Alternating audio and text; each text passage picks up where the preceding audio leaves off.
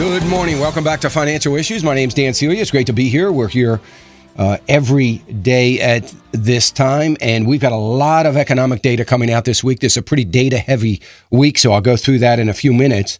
But a lot of economic data, and of course, yesterday we saw the Dow down, or not yesterday, Friday. Friday we saw the Dow down 150. So right now it looks like the markets are pretty much flat. The future trading is flat, so we'll see what happens in the open. Everybody's waiting for the manufacturing number to come out at 10 o'clock. And again, I'll talk about that in a little bit. But an economic heavy week this week. Of course, the big number is going to be Friday. And again, I'll talk about that. Hang with us here. Also, if you want to queue your call up, you're welcome to do it. We'll go to the phones in the next segment, 866-300-9298. But right now, as we do on Monday mornings, we have with us Sandy Rios. And of course, so many of you know Sandy. She's has Sandy Rios in the morning, the hour before this program. For those of you who don't know that are tuning in on Biz TV or one of the other networks, you can certainly catch Sandy either at afr.net or you can download your app, which I know all of you have, in case you need to listen to this program while you're out and about. But you can download that AFR app and you can listen to Sandy in the morning with some of the best political commentary and issues you'll find on Conservative Talk Radio. So we appreciate Sandy. Sandy's the Director of Government Affairs for American Family Association. Sandy, welcome. Good morning, Dan. How are you? Oh, I'm good. We're getting clobbered here in Philadelphia with the snow right now, which is no fun. I'm tired. That we were saying that last Monday when we talked. I know, but at least you're not at least you didn't get clobbered in the Super Bowl. That could be that would be a worse clobbering. Let's not even. Since Chicago or Philadelphia wasn't in the game, we don't even want to talk about it. I know. So change the subject. Okay. It was horrible, and I watched it. Which was, did you see that first play? I did. With the boy. Unbelievable. You just set the tone. I just said, this is not good. But the coin toss actually set the did you see the that's coin true. toss? That was hilarious. True. Joe, and poor Joe Namath getting hammered for his fur coat by PETA this morning. Yeah, so, I know. It's right from the coin toss. You know what, Dan, I'll tell you something fun. I'm sorry. This has nothing to do with serious political things, but I used to be a singer. Some people know that. A lot of listeners don't know that. And I used to sing the national anthem for the Chicago Bears, and when they were during the Super Bowl years, not at the Super Bowl, but that year I sang 3 different times. And one time I was going to sing, this Chicago furrier called York Furriers asked me to wear a $10,000 sheared beaver coat that was bright orange and blue. Oh my to sing the national anthem in, and I did. It was the most gorgeous coat. It sounds horrible, but it was beautiful. It was great fun, and PETA did not come after me, and it was warm. Yeah. Well, they're coming after poor Joe this morning. So anyway, good stuff, and it was an interesting game. It was fun. I liked the Tim Tebow commercial. Yeah, I did too. That was really cute. I thought it was great. I loved that commercial. I also loved the Radio Shack commercial. Being an investment guy, somebody that has railed against Radio Shack and their horrible management, it was great to see them come out and pretty much admit, wow, did we miss the boat? So I like that commercial. I thought it was great. But anyway, good stuff. Yeah, good stuff. Yeah. So what do you think about immigration? I was talking this week to some. I was down last week. I was down in Washington last week and talking to some folks about immigration. What was going on there in Washington about the is this a suicide pill for the Republican Party? And it doesn't look like anything's going to get passed here before November. But nevertheless, what is the talk there about this immigration bill? Let me respond to what you just said. Mm-hmm. Think about that. What they are saying is, we're not going to pass anything before, what they're saying, what they're leaking out, what we are hearing is that they don't want to pass immigration before the primaries in the spring.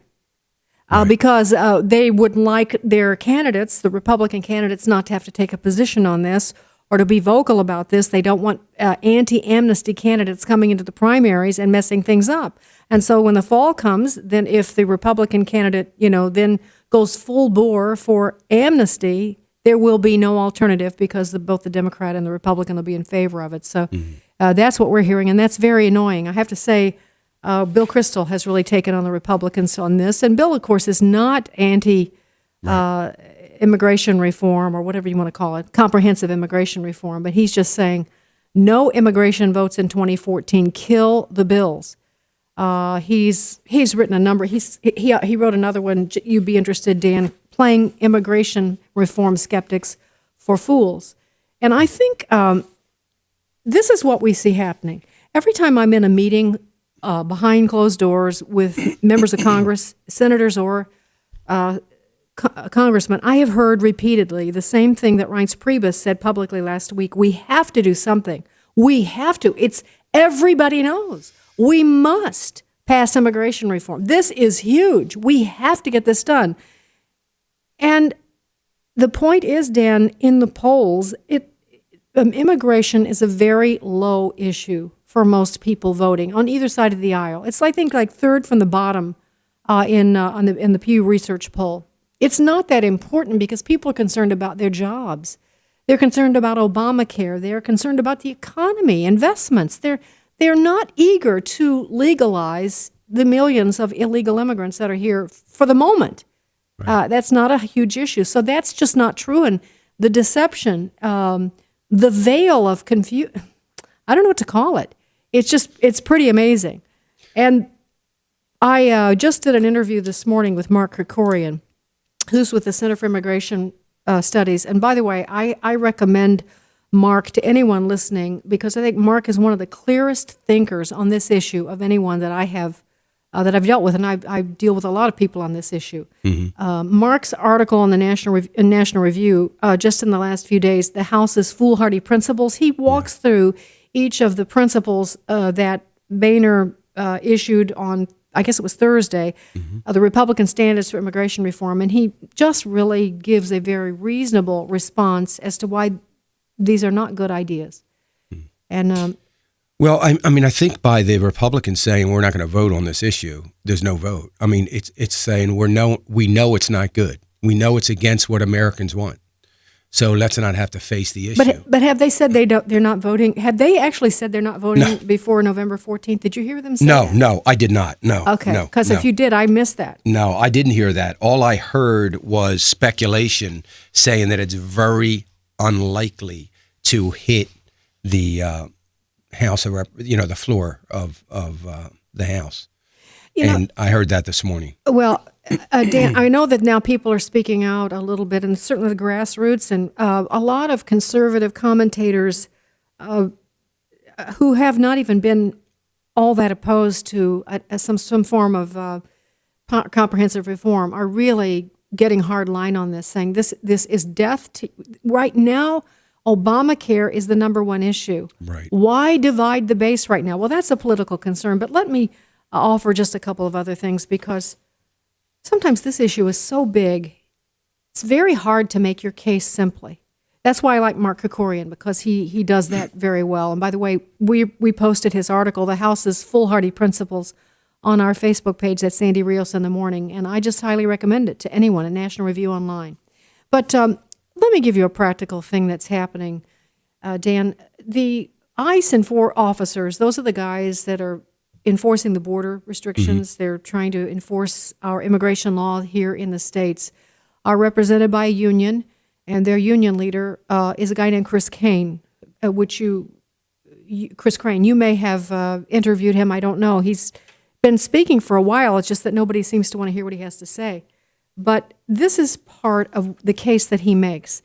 And he says, ICE officers are forced every day to release violent offenders back into the streets. We are prohibited from enforcing immigration violations and document fraud and from cracking down on illegal employment. We are prohibited from enforcing public charge law to protect taxpayers. And we are forced to catch and release illegal aliens who are not priorities, even when officers believe there is a threat to public safety. He's been saying for months now, Dan, that they are helpless. Their hands are tied, and the borders are becoming flooded.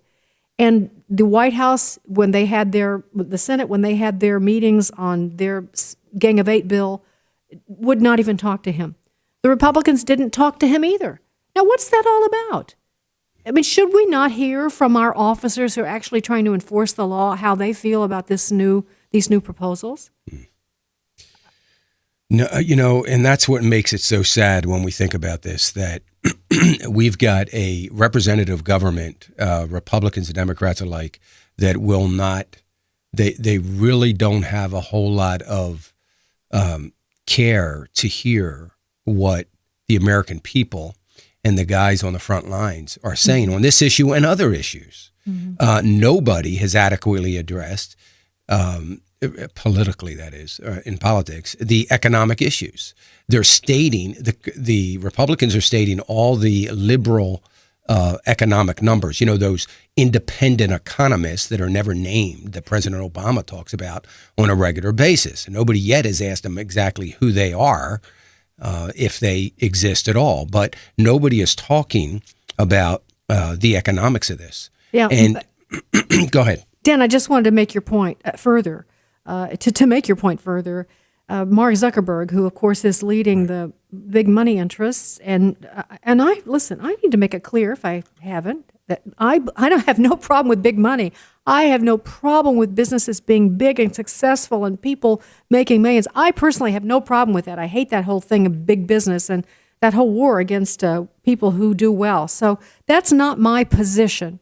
But Mark Zuckerberg is the CEO leading the pack of the very large money interests trying to push this. Marriott, Rupert Murdoch of Fox. I could go on and on. I'm sure you could fill in those blanks. Yep. But oddly enough, Mark Zuckerberg prepared a presentation for the Republicans meeting at their retreat last week before they issued their principles on this. And in his packet, this is what he used. He used all the information on employment and numbers and how this is going to help the American people from the Center for American Progress.